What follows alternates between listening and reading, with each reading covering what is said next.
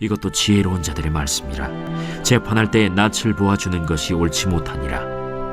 악인에게 내가 옳다 하는 자는 백성에게 저주를 받을 것이요 국민에게 미움을 받으려니와 오직 그를 견책하는 자는 기쁨을 얻을 것이요 또 좋은 복을 받으리라.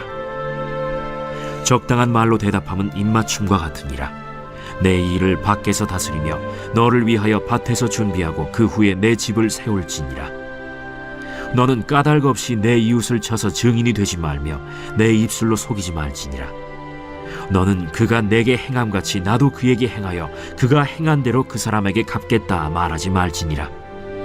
내가 게으른 자의 밭과 지혜 없는 자의 포도원을 지나며 본즉 가시덤불이 그 전부에 퍼졌으며 그 지면이 거친 풀로 덮였고 돌담이 무너져 있기로 내가 보고 생각이 깊었고 내가 보고 훈계를 받았노라. 내가 좀 더 자자, 좀 더 졸자, 손을 모으고 좀 더 누워있자 하니 내 빈궁이 강도같이 오며 내 곤핍이 군사같이 이르리라.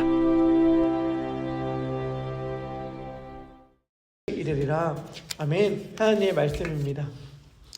좀 더 자자, 좀 더 졸자, 손을 모으고 좀 더 누워있자 하면 빈궁이 강도같이 오고 궁핍이 군사같이 무장한 사람같이 이를 것이다. 잠언의 말씀은 이야기합니다.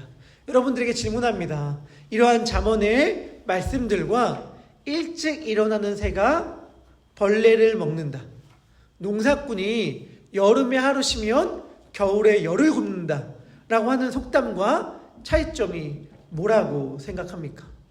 다 부지런히 열심히 살아라 라고 하는 말 아닙니까? 하지만 그런 말이 아니잖아요.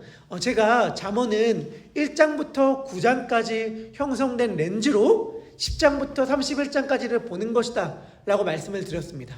1장부터 9장까지의 렌즈는 여러 개일 수 있어요. 지혜 여인과 결혼해라, 저희 지도 교수님은 그렇게 설명하여 주셨는데, 그러한 렌즈로 뒤에 개별 잠언들을 볼 수도 있고, 또 왕에게 충성하라 라고 하는 말씀으로 개별 잠언들을 살필 수도 있습니다. 하지만 이 모든 렌즈를 하나로 포함하는 것이 있습니다. 가장 결정적인 렌즈 중에 렌즈로 이 말씀을 보아야 하는데, 그것은 무엇이냐면 예수 그리스도입니다. 물론 예수님께서는 사람들에게 이렇게 말했죠. 성경에 이르는 모든 것들이 다 나를 가리켜 말하는 것이다. 모세의 글과 시편과 선지자, 이거는 구약성경 전체를 가리키는 별명인데 구약성경 전체가 다 나를 가리키는 것이다 라고 말했기 때문에 잠언을 비롯한 모든 구약의 말씀들은 예수님을 향한 말씀입니다. 하지만 잠언은 무엇보다도 지혜의 말씀이잖아요. 골로새서에서 바울이 이야기하기를 뭐라고 말하냐면 그리스도는 하나님의 비밀이라고 하면서 그리스도 안에 모든 지혜와 지식의 보화가 풍성하게 담겨져 있다라고 이야기를 하죠. 그리고 우리가 다 아는 유명한 말씀, 고린도 교회에 보내는 첫 번째 편지에서 바울은 뭐라고 이야기하는가? 유대인은 그래 우리는 십자가에 못 박힌 그리스도를 전하니 이것이 유대인에게는 거리끼는 것이요 헬라인에게는 미련한 것이지만 오직 부르심을 입은 모든 자들에게는 그리스도는 하나님의 능력이요 하나님의 지혜다 이렇게 말하잖아요. 그러니까 예수님이 하나님의 지혜죠. 잠언에 나와 있는 모든 지혜는 사실은 예수님을 말씀하고 있는 것입니다. 잠언서 8장을 보면 지혜의 자기 선언이라고 해서 지혜가 나는 이렇다, 나는 이러한 존재다, 난 이러한 것들을 행했다 라고 막 웅장하게 선언하거든요. 그런데 이때 지혜가 행한 모든 것들은 사실은 예수님이 행한 거예요. 그리고 잠언서 3장 18절, 제가 참 사랑하는 잠언의 말씀인데 뭐라고 이야기하냐면 지혜는 그 가진 자에게 생명나무라 이렇게 말을 합니다. 그런데 진정한 생명나무는 십자가에 달리신 예수 그리스도잖아요. 그러니까 우리는 잠언서의 개별의 말씀들을 읽으면서 예수님을 떠올려야 합니다. 잠언서의 개별의 잠언들을 읽으면서 이것을 적용하고 삶의 지침으로 삼으려고 한다면 이것은 옳아요. 맞는 말씀이에요. 하지만 또 동일하게 맞는 게 뭐죠? 지킬 수 없다는 거잖아요. 이 말씀대로 살려고 아무리 노력해도 지킬 수 없다는 걸 우리는 대번 깨닫습니다. 그럴 때마다 우리가 깨닫는 건 뭐죠? 그런데 우리에겐 예수님이 계시고 이 예수님께서는 이 말씀들을 다 지켜 행하셨고 행하심으로 인한 의를 우리에게 전가라고 하는 조금 어려운 신학적 용어인데 하여 주셨다라고 하는 것을 우리는 믿는 것 아니겠습니까? 전가라는 말이 조금 어렵다면 이렇게 이해하시면 돼요. 금메달을 우리에게 주셨다. 이것을 제가 새벽이지만 조금 혼동을 덜하기 위해서 카톨릭과 우리가 믿는 바를 좀 차이점을 설명해 준다면 카톨릭은 주입이라는 말로 설명합니다. 우리는 전가라는 말로 설명해요. 주입이라는 말은 뭐냐면 그분의 능력을 우리에게 마치 주사기로 주입시켜 주듯이 주는 걸 의미해요. 우리가 그렇게 할 수 있는 것, 능력이 되는 거죠. 전가는 뭐냐면 예수님께서 1등하여서 딴 금메달을 우리 목에 걸어주는 거예요. 우리는 달리기를 막 뛰어서 금메달을 따고 1등을 할 능력이 없어. 능력이 없는데 1등을 하신 예수님이 내 금메달 너 가져 라고 하면서 금메달을 걸어주시는 것, 이것이 전가입니다. 전가라는 꼭 어려운 말 써야 돼요? 라고 하지만 우리 그 말 다 쓰는 거 아시죠? 나한테 책임 전가하지 마 이런 말 다 하잖아요. 그러니까 사실은 우리는 너가 한 걸로 왜 나한테 떠넘겨 라고 하는 부정적인 의미로 책임 전가하지 마 이렇게 말을 하긴 하지만 예수님은 긍정적인 의미로 의를 우리에게 전가해 주셨습니다. 이 잠언서의 지혜를 그분은 다 이루셨고 우리에게 마치 지혜로운 사람처럼 살 수 있는 길을 여셨다라고 말씀하여 주셔요. 그래서 우리는 그 길을 주님과 함께 걸어갈 수 있는 것입니다. 우리에게 무슨 마치 이런 영화들 많이 안 보셨나요? 그 어벤져스를 보면은 캡틴 아메리카라고 하는 방패를 든 인간이 나오는데 인간이 막 초능력을 행해요. 왜 초능력을 행하냐면 특별한 주사를 맞기 때문이거든요. 하나님은 우리들에게 특별한 능력을 주셔서 막 우리들이 그러한 능력이 생기는 게 아니에요. 어떻게 근데 그러한 능력이 가능하게 되는가? 주님과 함께 동행함으로 가능하게 되는 거예요. 주님과 함께 손을 잡고 그 길을 걸어감으로. 내가 무슨 뛰어난 사람으로 변화되어서 그렇게 갈 수 있는 게 아니라 마치 내가 혼자서 갈 수 없는 그 길을, 험난한 그 길을 아버지가 아들의 손을 딱 붙잡고 같이 갈 수 있어. 나 함께 가자. 라고 하면서 한 걸음 한 걸음 헤쳐가는 것처럼 주님은 그렇게 우리들과 함께 동행하십니다. 제가 참 재밌는 이야기를 어릴 적 들었는데 잊지 못하는 게 있어요. 그리스도인의 신앙의 삶은 마치 목발과 같다. 무슨 말이냐? 우리는 다 원한대요.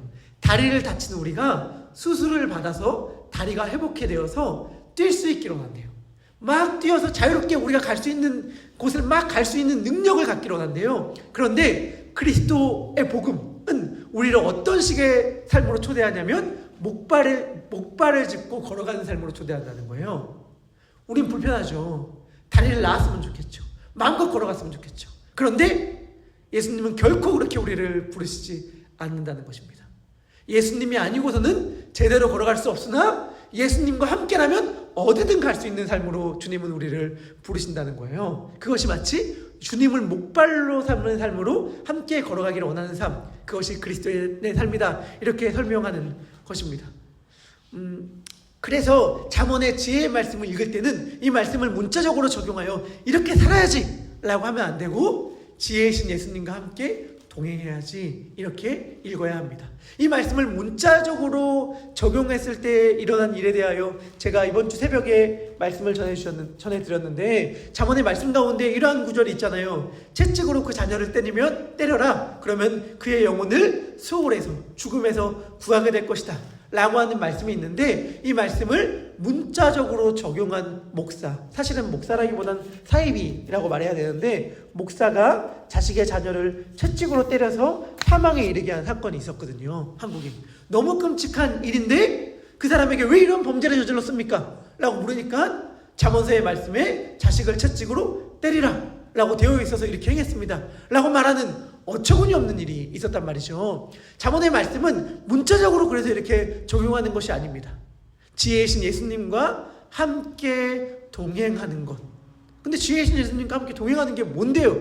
라고 묻는다면 이렇게 말씀드릴 수 있어요. 말씀을 읽으면서 하나님의 마음을 깨닫고 예수님의 마음을 깨닫고 그분께서 원하시는 것이 무엇인지를 알아서 그분의 능력을 구하며 그렇게 살려고 하는 것. 주님께서 원하시는 삶이 이러한 건데 저는 이렇게 살 수 있는 능력과 힘이 없습니다. 하지만 주님께서 저와 동행하신다면, 저와 함께 하신다면 주님께서 원하시는 삶을 살 수 있을 줄 믿습니다. 그러니 주님, 이러한 길을 걸어갈 수 있도록 하여 주시옵소서. 이것이 주님과 동행하는 삶, 그분의 능력과 지혜를 구하며 살아가는 삶입니다. 그렇게 생각하면서 오늘의 말씀을 살펴보면 좋겠습니다. 오늘 말씀 잠언서 24장 23절은 이렇게 시작하죠. 이것도 지혜로운 자의 말씀이라. 잠언은 우리 흔히 생각할 때 솔로몬의 잠언이라고 이해하잖아요. 그런데 잠언서 1장 1절은 다윗의 아들 이스라엘의 왕 솔로몬의 잠언이다 라고 시작하는데 종종 다른 말씀들이 그 제목처럼 붙은 것들이 있습니다. 예를 들면 25장 1절은 여전히 솔로몬의 잠언이라고 이야기하지만 무언가 하나가 추가되어 있어요. 유다의 왕 히스기야의 신하들이 편집한 것이다, 이렇게 제목이 붙어 있습니다. 30장은 아굴의 잠언이라고 되어 있고 31장은 르무엘의 잠언이다, 이렇게 되어 있습니다. 그러니까 단지 솔로몬이 전체를 지은 게 아니라 여러 지혜 있는 자들의 말을 묻고 편집하고 편찬한 것이다, 이렇게 이해하면 좋은데 그 중에 한 존재가, 한 그룹이, 잠언을 쓴 한 그룹이 지혜 있는 자들입니다. 잠언서 22장 17절에는 지혜 있는 자의 말씀을 들으라 라고 하면서 소위 지혜자의 격언, 현자의 격언이라고 말하는 30개의 말씀들이 나옵니다. 그리고 24장 23절에 6개의 말씀이 추가되어 더 언급되는 것이 오늘 본문이에요. 그래서 오늘 본문을 흔히 지혜자의 추가된 잠언 6가지의 말씀, 이렇게 부르곤 합니다. 그러면 이것은 무엇에 대한 말씀이냐? 재판과 노동에 대한 말씀입니다.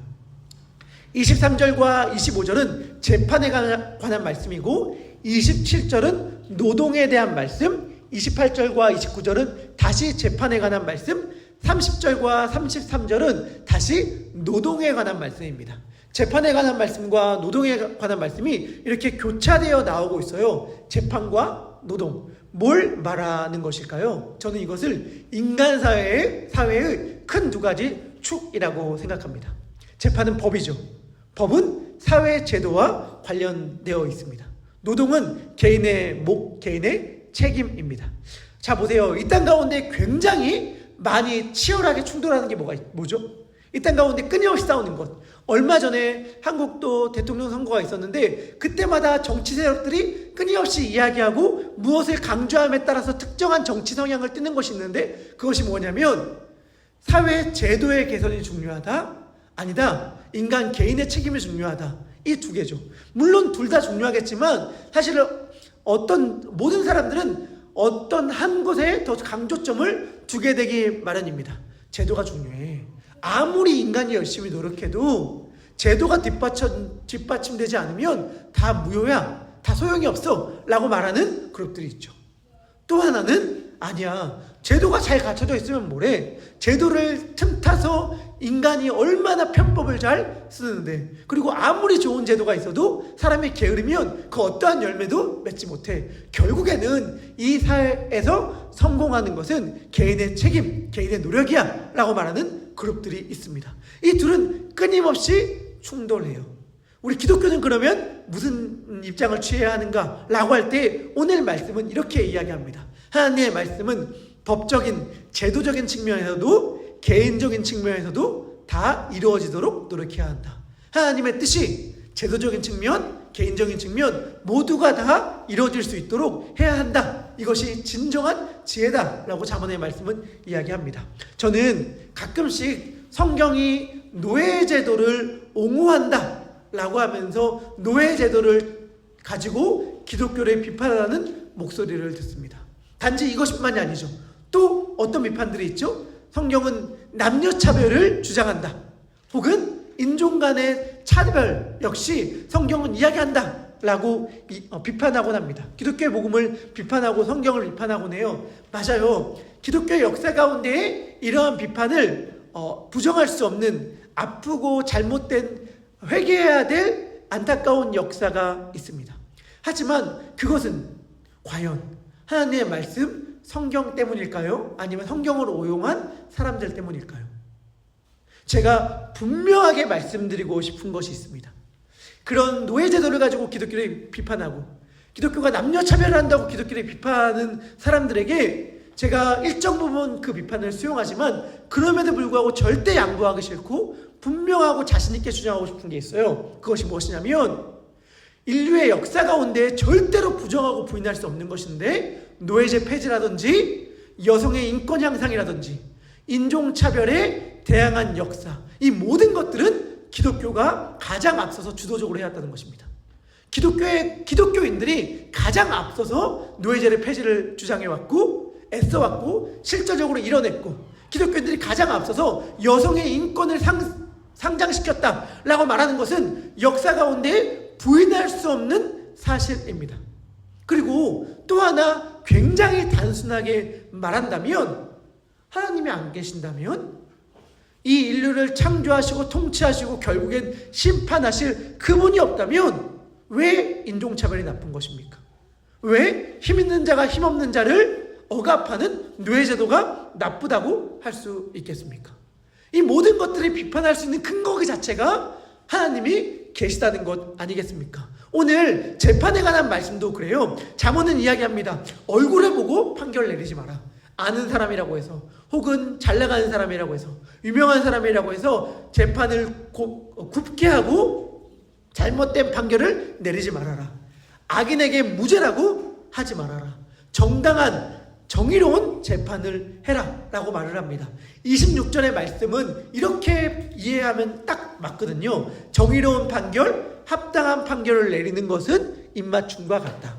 입맞춤은 어떤 의미냐면 조금은 순수하게 받아들이면 좋겠는데 입으로 할 수 있는 시편의 시적 고백으로 입으로 할 수 있는 아름답고 선한 일을 대표하는 것이 입맞춤이거든요. 그러니까 가장 정의롭고 정당하고 적당하고 합당한 판결을 내는 것은 선한 일이다 라고 잠언은 이야기하는데 하나님이 안 계시다면 이렇게 할 필요가 전혀 없죠. 하나님이 계시기 때문에 인간의 판단과 인간의 생각이 대로 하면 안 된다라고 잠언은 계속 얘기하는 거예요. 29절도 좀 우리의 상식과 벗어난 말을 하지 않습니까? 아까는 얼굴을 봐서 재판을 곱게 하면 안 된다, 굳게 하면 안 된다는 말은 받아들일 수 있을 것 같아요. 근데 29절은 이렇게 얘기합니다. 똑같이 갚겠다 하지 말아라. 이것 또한 정의가 아니다. 이건 완전히 우리의 상식을 벗어나는 말이죠. 인간 세상은 네가 나를 힘들게 했으니 나도 너를 힘들게 하겠다. 네가 나를 괴롭혔으니 나도 너를 괴롭히겠다. 잠언의 맥락을 통해서 이렇게 말하는 셈이거든요. 네가 나에게 거짓으로 위증을 하였으니 나도 너에게 거짓된 위증을 하겠다. 이렇게 말하는 것인데 하나님은 잠언의 말씀은 그렇게 하지 말라는 것입니다. 그러면 무엇을 행해야 하는 것입니까? 아까 말했듯이 지혜롭게 하나님과 동행하며 그분의 뜻을 구하는 것, 그러한 삶을 살라고 잠언은 이야기하는 것입니다. 노동에 대한 말씀인데요, 하나님은 성실하게 살라고 말합니다. 27절의 집은 가정인데 가정을 세우기 위해서는 먼저 밖에서 성실하게 일하라고 잠언의 지혜는 이야기해 줍니다. 그리고 게으르면 빈궁이 강도같이 온다고 이야기해요. 곰핍이 방패를 든 자, 무장한 자처럼 온다고 이야기합니다. 여러분, 이 말씀 역시 단순히 이런 말씀은 아닙니다. 부지런히 살아라, 게으르게 살지 말아라 라고 하는 말이 아니에요. 여러분, 잠언에서 말하는 게으른 사람은 단지 나태한 자, 행동이 굼뜬 자. 왜 이렇게 빠릿빠릿하게 행동하지 못해? 우리 부지런한 분들은, 좀 행동이 느린 분들을 보면 되게 답답해 하잖아요. 우리 제 아내가 저를 보고 굉장히 많이 답답해 하는데, 답답해 하잖아요. 그런데 우리 부모들은 사실은 자식들을 보면서 또 똑같이 느끼죠. 왜 이렇게 느렸어? 좀 부지런하게 행동하지 못해? 라고 하는 마음을 느끼지 않습니까? 그런데 여러분, 잠언에서 말하는 게으른 자는 우리가 행동이 느린 사람을 보면서 혹은 부모가 자녀들을 보면서 좀 빨리빨리 일어나 라고 말하는 그러한 의미가 아니에요. 오늘 잠언에서 게으른 자를 또 똑같이 뭐라고 얘기해요? 미련한 자라고 말하잖아요. 미련한 자. 게으른 자는 미련한 자예요. 미련한 자는 어떤 자죠? 지혜 없는 자죠. 지혜 없는 자. 그런데 잠언, 지혜서, 시가서에서 지혜 없는 자는 누구죠? 성경에 똑같은 장이 두 편 있는 장이 있죠. 시편, 유명한 성경, 똑같은 시편이 성경에 2번 있다는 사실 아십니까? 시편 14편이 53편, 54편에 똑같이 나오는데 그 첫 구절에 뭐라고 시작하죠? 미련한 자는 이르기를 그 마음에 하나님이 없다고 한다 라고 말하잖아요. 그러니까 미련한 자는 뭐라고 얘기하는 사람이냐면 하나님이 없다라고 하는 사람입니다. IQ가 낮거나 지능이 낮은 사람이 아니라 하나님이 없다라고 말하는 사람이 미련한 자예요. 그러면 거꾸로 말하면 하나님이 있다, 하나님이 계신 것, 그분을 믿는 사람은 부지런한 사람이죠. 하나님을 믿는 사람들은 결코 나태할 수 없습니다. 사도 바울이 데살로니가 교회를 향해서 일하기 싫으면 먹지도 말아라 라고 말하는 것은 단지 부지런히 살아라 라고 하는 말이 아니에요. 너가 정말 예수님을 믿느냐? 라고 하는 질문이에요. 신앙에 대한 본질적인 질문입니다. 하나님을 믿는 사람들, 예수님을 믿는 사람들은 게으를 수 없습니다. 왜냐하면 하나님께서 나에게 오늘 하루를 선물로 주셨고, 나에게 소망과 힘을 주셨고, 할 수 있는 능력을 주셨고, 성실히 섬길 수 있는 삶의 터전을 주셨다는 것, 그것을 믿기 때문이에요. 받은 은혜가 너무나도 크기 때문에 결코 게으를 수 없어요. 게으름은 소망이 없는 자의 삶의 태도입니다. 우리는 예수님이 계시지 않습니까? 그리고 우리는 소망이 있지 않습니까? 제가 예전에 신학교에 들어가기 전에 막 신학교 교수님들에게 이메일을 여러 차례 보낸 적이 있어요. 신학교에 가는 게 맞을까요? 옳을까요? 이런 이메일을 보낸 게 아니라 약간 성격이 못돼서 그런지 막 성경을 볼 때 제가 이해가 안 되는 것들, 어려운 것들, 교수님도 이건 설명하지 못할 거야 라고 하는 것들을 막 교수님께 막 메일로 보내고 막 그랬었습니다. 막 여러분들이 들으면 우스꽝스러울 수 있는데 제가 그때 막 교수님들께 질문했던 건 그랬어요. 성경을 읽으면서 연대적인 오차, 착오가 나는 것은 물론이고 이런 질문을 했죠. 왜 하나님을 한 분이라고 말합니까? 하나님이 하나, 둘, 셋 이렇게 셀 수 있는 존재입니까? 왜 하나님을 한 분이라고 얘기할 수 있습니까? 뭐 이런 식의 약간 조금은 오라고 대답하기가 좀 어려운 질문들을 막 이렇게 교수님께 질문했습니다. 그래서 사실은 목사로서 약간 그런 자신감 아닌 자신감은 있어요.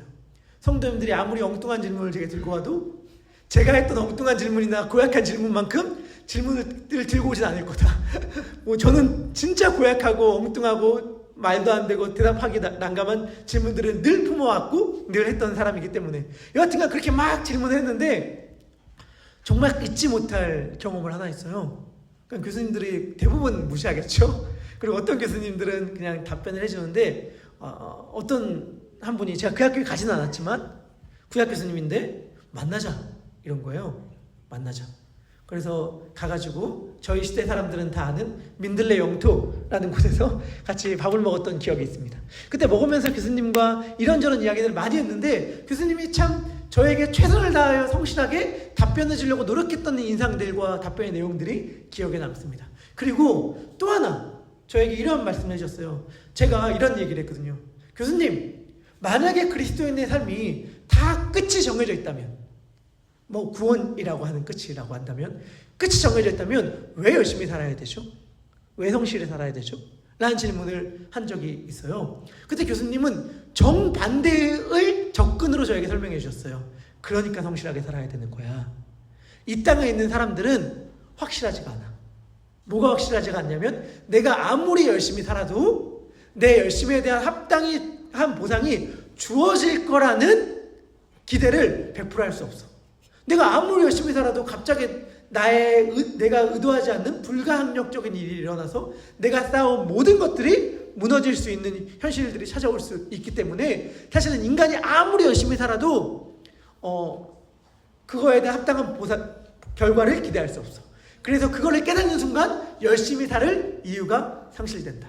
그런데 그리스도인들은 합당한 보상을 주겠다고 말씀하신 하나님의 약속이 있으니 성실하게 살아갈 힘이 그로부터 나온다. 이렇게 말씀을 해주셨거든요. 신약 성경이 정말 정확히 그래요.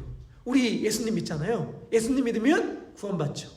그러면 이제 마음대로 살아도 됩니까? 게을리 살아도 됩니까? 그리고 우리가 자주 하는 말, 저도 하는 말 뭐죠? 예수님이 다 하셨다.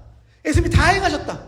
이러한 말씀 제가 굉장히 많이 하는데 예수님이 다 행하셨으니 우리는 그러면 게을르게 나태하게 마음껏 내 하고 싶은 거 다 하고 살아도 됩니까? 아니요. 신약성경 예수님을 무엇보다도 철저하게 믿었던 자들이 계속해서 반복되어 하는 말이 뭔지 아세요? 열심히 살아라예요. 부지런히 행하라예요. 게으름 피지 말라고 모든 사도들과 예수님의 제자들이 다 한결같이 이야기합니다. 히브리서의 저자가 뭐라고 이야기해요? 피곤한 손과 연약한 무릎을 일으켜 세워라, 이렇게 이야기하잖아요. 베드로 사도가 뭐라고 이야기하죠? 선을 행하되 낙심하지 말아라. 낙심하지 말아라. 때가 이르면 거둘 것이다, 이렇게 이야기하잖아요. 저는 예수님이 하신 이 모든 일들, 그분이 우리에게 이루신 모든 일들을 근거로 하여 이렇게 말씀드리고 싶은 거예요. 힘을 냅시다. 그분이 행했으니 아무것도 안 해도 된다, 혹은 아무 일도 안 해도 괜찮아 라고 말하는 것이 아니라 힘을 내고 열심히 살아갑시다. 하나님께서 오늘 하루를 선물로 주셨고, 우리의 가정을 선물로 주셨고, 우리의 직장을 선물로 주셨습니다. 이 모든 삶의 터전 가운데 우리는 주님의 뜻을 구하며 최선을 다하여 성실하게 열심히 하루하루를 살아가야 합니다. 이 제도 가운데, 나의 열심히 땀 흘리는 현장 가운데 하나님의 뜻이 펼쳐질 수 있도록 우리는 열심히 참된 지혜이신 예수님을 의지하며 예수님과 동행하는 삶을 살아야 합니다. 그럴 때 우리의 삶 가운데 진정한 지혜 되신 예수님께서 우리의 삶을 가장 지혜로운 삶으로 인도해 주시며 풍성한 삶으로 인도해 주신다는 것을 경험할 수 있을 것입니다. 아멘. 우리 함께 기도했으면 좋겠습니다. 우리 함께 말씀을 생각하면서 기도할 때요, 하나님 아버지 기도합니다. 오늘 진정한 지혜가 무엇인지 생각하며 참된 지혜이신 예수님과 함께 동행하는 삶을 살기 원합니다. 제도가 중요해, 혹은 개인의 노력이 중요해. 이 모든 말들이 사실은 반쪽짜리 정답, 아니 완전히 틀린 정답일 수밖에 없는 이유는 하나님의 은혜가 아니고서는, 예수님이 아니고서는 인간의 모든 지혜도, 인간의 모든 제도도, 노력도 다 무의미할 수밖에 없기 때문입니다. 아무리 노력해도 안 돼요. 우리 그건 뼈저리게 보지 않았습니까? 뼈저리게 보지 않았습니까? 오직 하나님의 뜻만이, 오직 여호와의 뜻만이 설이라. 오직 하나님의 뜻만이 우리의 삶을 참된 부요함, 지혜로 인도합니다. 이제 우리 기도할 때 주님, 하나님의 말씀을 묵상하며 말씀을 통해 하나님의 뜻을 깨달으며 참된 지혜이신 예수님과 동행하는 진정한 지혜로운 삶을 살아가게 하여 주시옵소서. 우리 이러한 기도의 제목을 가지고 함께 기도하도록 하겠습니다. 기도하겠습니다. 하나님 아버지 기도합니다. 잠언의 지혜는 이야기합니다. 제도도 아니야, 인간 개인의 노력도 아니야, 하나님의 지혜야 라고 이야기해요. 물론 제도 너무 중요합니다. 인간의 노력 너무 중요합니다. 그러나 그 모든 것들은 너무 중요한데 어떻게 행해야 하냐면 하나님께 묻고 그분의 뜻을 구하면서 행하여야 합니다. 하나님 아버지, 오늘 하나님의 뜻이 우리 가운데 이루어지게 하여 주시옵소서. 우리가 진정한 지혜로운 자가 되게 하여 주시옵소서.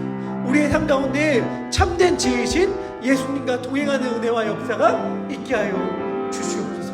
하나님 아버지, 우리는 어리석어서 내가 옳다라고 생각한 것들을 조차 행하지만, 내가 맞다고 생각하지만 결국엔 틀린 답을 고를 때가 너무나도 많이 있습니다. 주님, 하나님의 뜻은 100점 만점에 80점, 90점 이르면 그나마 좋은 점수 받았다 라고 하는 것이 아니라 100점이 만점이라면 99점이나 빵점이나 다 똑같은 줄 압니다.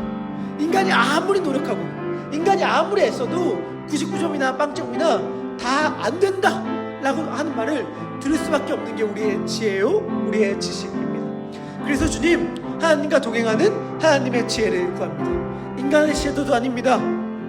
인간의 노력도 아닙니다. 오직 여호와의 뜻, 여호와의 지혜입니다. 하나님 아버지 기도합니다. 부지런히 살겠습니다. 게으름 피지 않겠습니다. 나태하지 않겠습니다. 열심을 내겠습니다. 피곤한 손과 연약한 무릎을 일으켜 세우겠습니다. 선을 행하되 낙심하지 않겠습니다. 하나님의 약속을 신뢰하겠습니다. 때가 이르면 거두리라 라고 말씀하시는 하나님을 신뢰하며 나아가겠습니다. 하나님 아버지, 그 하나님의 약속을 신뢰하며 나아가는 그 모든 저의 발걸음들 가운데 주님의 지혜가 넘치게 하여 주옵고, 주님의 지혜로 인하여, 주님의 함께 하심으로 인하여, 주님의 동행하심으로 인하여 하나님 아버지, 저의 집이, 가정이 굳게 서게 하여 주시고, 저의 교회가 굳게 서게 하여 주시고, 저의 직장이 굳게 서게 하여 주시옵소서. 자문의 약속의 말씀 가운데 하나님과 함께한 자가 받을 풍성한 은혜의 복이 저희들의 삶 가운데 가득 흘러 넘치게 하여 주시옵소서. 하나님 아버지, 우리의 삶이 하나님과의 동행하심의 약속으로 가득 찼으면 좋겠습니다. 자문을 보면 얼마나 그 약속이 풍성한지, 하나님의 지혜를 쫓아 살아가는 삶이 얼마나 보화가 그 집에 가득 차다고 주님께서 약속하시고 말씀하여 주셨는지, 주님 그 약속이 저희들의 삶 가운데 가득 차 넘치게 하여 주시옵소서. 그러함으로 하나님 아버지, 하나님의 뜻이 우리 가운데 펼쳐지게 하여 주시옵고, 하나님의 능력이 우리 가운데 넘쳐지게 하여 주시옵소서.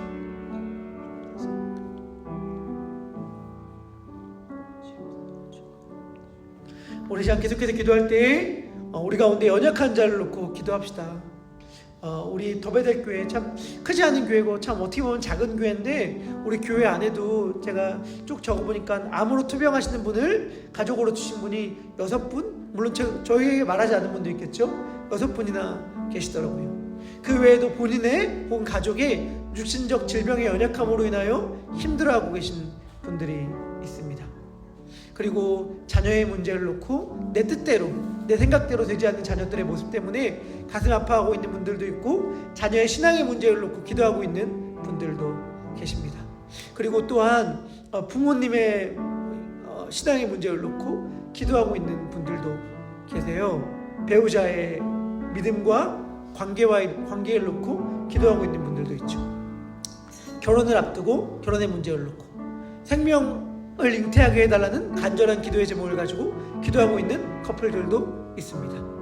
또한 신문의 문제를 놓고 신음하고 있는 분들도 있고, 이직한 후에 적응을 위해서 혹은 취업을 위해서, 사업하는 모든 과정들을 위해서 기도하고 있는 분들이 너무나도 많이 있습니다. 제가 매번 말씀드립니다. 삶의 문제는 다양합니다. 100이면 100, 1000이면 1000, 각양각색입니다. 그러나 모든 답은 하나, 예수 그리스도입니다. 예수님이 우리들의 모든 문제의 답이 되십니다. 그런데 우리는 이 답 말고 다른 거 다 구해요. 주님이 언제나 내 아들 줬잖아 라고 말하면 우리의 대답은 사실 늘 한결같습니다. 주님, 근데 그거 말고요, 그건 됐고요, 그건 이미 가졌으니까 딴 거요. 우리 사실은 주님이 정답을 주셨는데 정답 말고 다른 걸 다 구해요. 아니죠. 예수님을 먼저 구해야죠. 예수님을 먼저 구해야죠. 그의 나라와 그의 의를 구하라. 그리하면 이 모든 것들을 너에게 구하시리라. 이 말씀 붙잡으면서 그의 나라와 그의 의를 구했으니 다른 거 다 주세요 라고 할 때 우리 사실은 다른 걸 먼저 구하는 거잖아요. 그의 나라와 그의 의면 충분합니다. 하나님의 의, 예수 그리스도면 충분합니다. 그것이면 만족합니다 라는 고백이 진심으로 우리 가운데 있을 때에 우리는 그 모든 것들을 더하시는 은혜를 경험할 수 있을 것입니다. 우리 시간 그래서 어려움을 당한 자들을 놓고 주님께서 그 모든 것들의 답됨을 고백하게 하여 주시고, 주님만 의지하고 나아갈 때 그 모든 것들이 더해지는 은혜가 단지 성경의 말씀이 아니라 살아있는 약속임을 경험하게 하여 주시옵소서. 우리 이러한 기도의 제목을 가지고 우리 가운데 어려움을 만난 자들을 놓고 함께 기도하도록 하겠습니다. 기도하겠습니다. 하나님 아버지, 기도합니다. 우리 더베델 교회 가운데 하나님 아버지, 암으로 투병하고 있는 가족들을 둔 분들이 계십니다. 하나님 아버지, 우리 집사님들의 어머니와 아버지들이 암으로 투병하고 있습니다. 하나님, 양로원에 하나님 아버지 들어가서 하나님 지내고 있습니다. 한국 땅에 있는 가족들을 놓고 기도하고 있고, 가족들의 신앙을 놓고 기도하고 있습니다. 교회 나가지 않고 믿음이 없는 자녀들을 놓고 기도하고 있습니다. 하나님 아버지, 무릎 꿇고 간절히 기도하오나 하나님의 때가 언제인지 알지 못하여 헷갈려하며 기도합니다. 하나님 아버지, 하나님의 뜻은 어디에 있습니까? 하나님의 약속은 어디에 있나요? 주님, 기도합니다. 소망합니다. 주님께서 먼저 답이 되어 주십시오. 힘들어하는 자 가운데, 아파하는 자 가운데, 소망 없는 자 가운데, 신임 없는 자 가운데 주님께서 소망이 되어 주십시오. 사업을 놓고 사업자 정리를 준비하고 있고, 확장을 준비하고 있고, 시작을 준비하고 있고, 막막함과 어려운 가운데 한 걸음 한 걸음 걸어가고 있는 모든 사랑하는 도배들의 성도님들 한 분 한 분을 기억하여 주시옵소서. 하나님 아버지, 주님의 뜻을 구합니다. 주님의 은혜를 구합니다. 하나님의 사랑을 구합니다. 하나님의 능력을 구합니다. 우리의 문제는 다양하나 답은 오직 예수 그리스도 한 분이신 줄 압니다. 집을 구하는 가운데에서, 결혼을 앞두고 있는 가운데에서 주님의 능력을 구하오니 주님 함께하여 주시옵소서. 하나님, 태의 문을 열어주시옵소서. 하나님 아버지, 태의 열매는 하나님의 상급이라고 하였는데, 주님, 도배들의 성도님들 가운데 생명의 인생을 놓고 기도하고 있는 간절한 기도를 외면치 말아 주시옵고 응답하여 주심으로 하나님의 열매가 맺혀지는 은혜가 있게 하여 주시옵소서. 하나님 아버지, 기도합니다. 하나님의 나라가 펼쳐지게 하여 주시옵소서. 하나님의 은혜가 펼쳐지게 하여 주시옵소서. 하나님 아버지, 기도합니다. 이직을 한 우리 귀한 성도님들 직장 가운데 잘 적응할 뿐만 아니라 그곳 가운데 예수님의 사랑을 증거하며 예수님의 사랑을 전파하는 자들 되게 하여 주시옵소서. 하나님 아버지, 간구합니다. 하나님의 은혜를 구합니다. 하나님의 능력을 구합니다. 하나님 아버지, 또한 하나님, 취업을 앞두고 있는 자들 좋은 직장의 문이 열 수 있도록 주님 은혜를 내려 주시옵소서. 하나님 아버지, 경제적인 문제로, 관계적인 문제로, 영적인 문제로 신음하고 있는 모든 자들 가운데 주님 은혜로 함께하여 주시옵소서. 능력을 함께하여 주시옵소서. 신분의 문제 가운데 하나님 아버지, 그때가 언제입니까? 간절히 기도하고 있는 자들 가운데 주님 응답하여 주셔서 하나님의 때가 이르렀는데, 중요한 것은 이 신분의 문제가 결코 너를 흔들 수 없음을 깨달을 그때에, 신분의 문제가 결코 너를 흔들 수 없음을 깨달을 그때에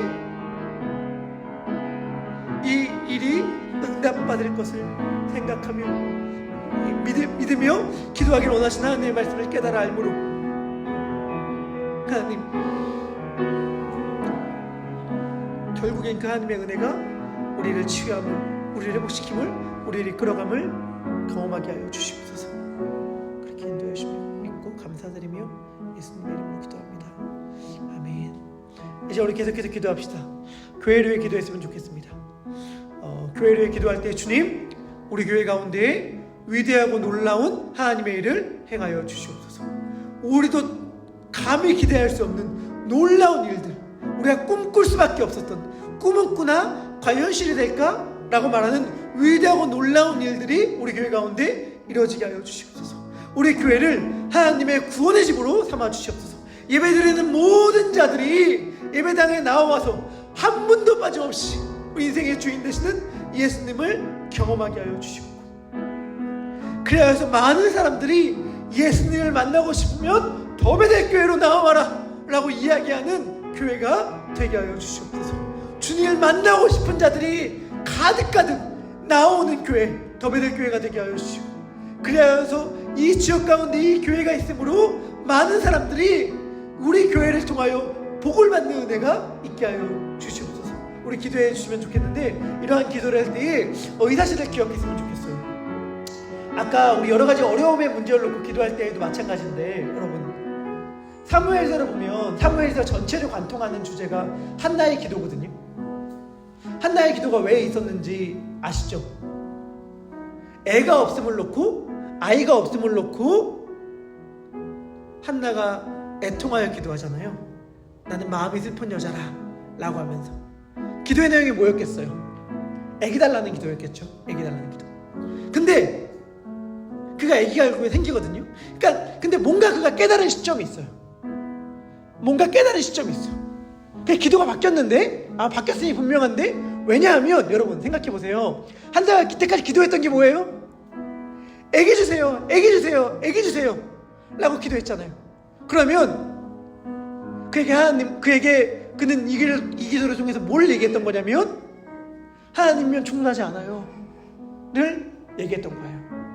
하나님이면 충분하지 않아요. 하나님이면 충분하지 않아요. 저에게 애기가 필요합니다. 저에게 건강의 회복이 필요합니다. 가정의 평화가 필요합니다. 교회의 부흥이 필요합니다. 하나님 주시옵소서, 주시옵소서, 주시옵소서. 이 말은 동시에 하나님을 충분하지 않습니다. 신분이 회복되어야 합니다. 직장의 문제가 해결돼야 합니다. 기도한 셈이죠. 근데 한나가 나중에 어떻게 기도해요? 그 아기를 하나님께서 허락하시면 하나님께 드리겠습니다. 이 말은 뭐냐면 알게 된 거예요.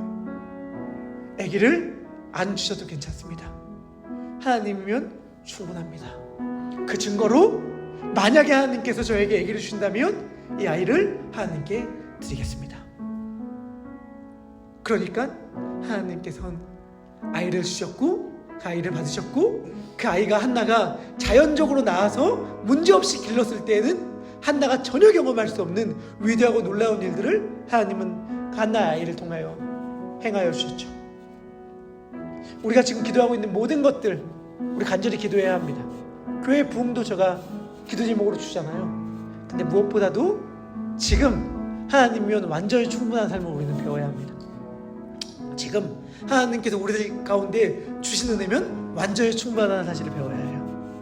우리가 지금 우리들의 예배 가운데에, 내일의 주일의 예배 가운데에 하나님의 은혜와 예수님의 사랑을 경험하지 못한다면 앞으로 경험할 수 없을 거예요. 하나님께서 아무리 위대하고 놀라운 일들을 우리 가운데 행하여 주신다고 하더라도 경험하지 못할 뿐 아니라 우리가 지금 그 예수님을 경험하지 못한다면 그러한 은혜를 주시지도 않으시겠죠. 그래서 먼저 꿈을 꾸되 이렇게 기도했으면 좋겠습니다. 하지만 하나님 아버지, 그 모든 것들에 앞서서 먼저 우리가 내일의 예배 가운데 예수님을 경험하게 하여 주십시오. 예수님이 완전히 충분한 그 삶, 지금 내가 드리는 예배면, 지금 내 상황 가운데, 이 형편 가운데, 이 마음 가운데, 이 조건 가운데 드리는 예배면 완전히 충분한 그 예배를 내일 드리게 하여 주시옵소서. 내일 그래서 다른 누군가가 아니라 내가 예수님이면 완전히 만족합니다 라고 하는 고백이 있게 하여 주시옵소서. 이러한 기도의 제목을 가지고 우리 함께 기도하도록 하겠습니다. 기도하겠습니다. 하나님 아버지, 기도합니다. 저는 꿈을 꿉니다. 우리의 교회를 하나님의 놀랍도록 부흥시키고 하나님을 찾는 자들이 다 이곳 가운데 나오고 이전이 주님의 사람으로, 주님을 찾는 사람으로 가득 차고, 저 넓고 횡한 주차장이 예배당에 나온 자들로 가득 차고, 사람들이 오가면서 우리 교회를 보면서 불의한 땅에 더베델 교회가 있어서 참 행복하다, 더베델 교회 때문에 우리가 복받았다, 불의의 자랑이 더베델 교회다 라고 말할 그날을 꿈꿉니다.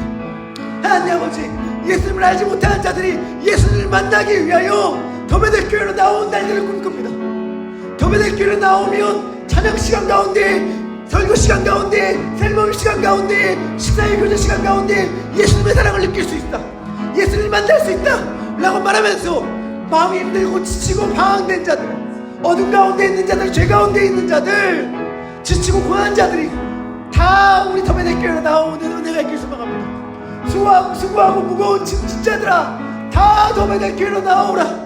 더베델 교회에 있는 예수님이 너희를 쉬게 하리라 라고 말할 그날을 사모하며 꿈꿉니다.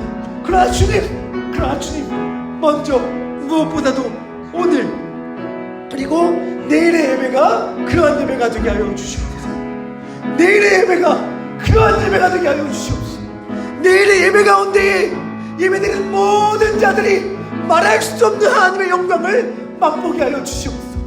이 예배당 안에, 이 성전 안에 하나님의 가득한 영광의 구름이 가득 차게 하여 주시옵소서.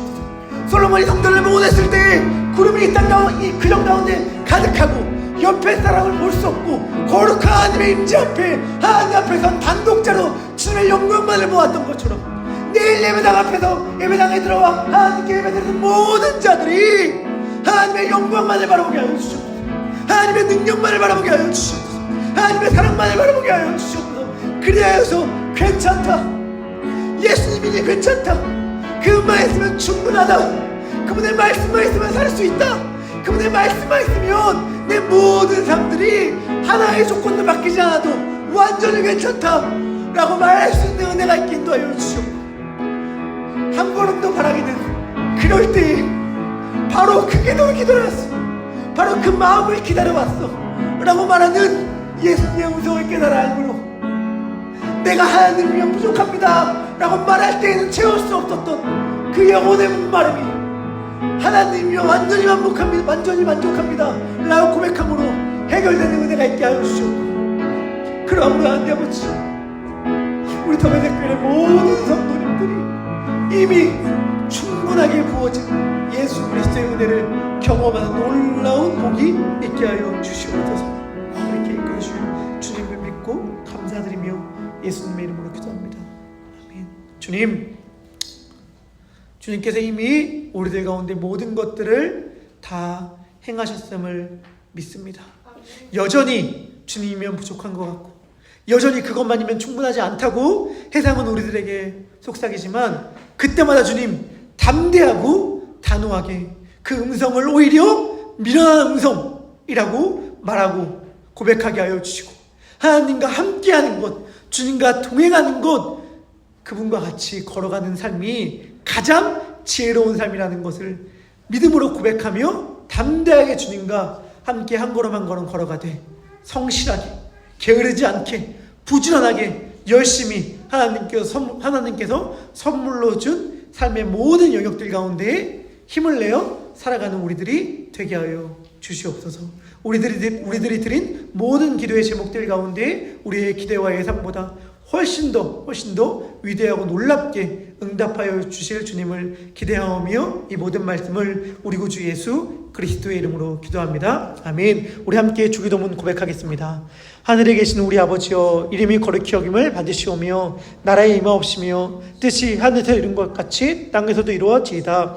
오늘날 우리에게 일용할 양식을 주옵시고, 우리가 우리에게 죄 지은 자를 사하여 준 것 같이 우리의 죄를 사하여 주옵시고, 우리를 시험에 들게 하지 마옵시고 다만 악에서 구하옵소서. 대개 나라와 권세와 영광이 아버지께 영원히 있사옵나이다. 아멘. 감사합니다. 가지고 나온 기도의 제목들을 놓고 자유롭게 기도하시다가 또 친교실로 가셔서 친교회 교제 나눠주시면 감사하겠습니다. 그러면 기도하겠습니다.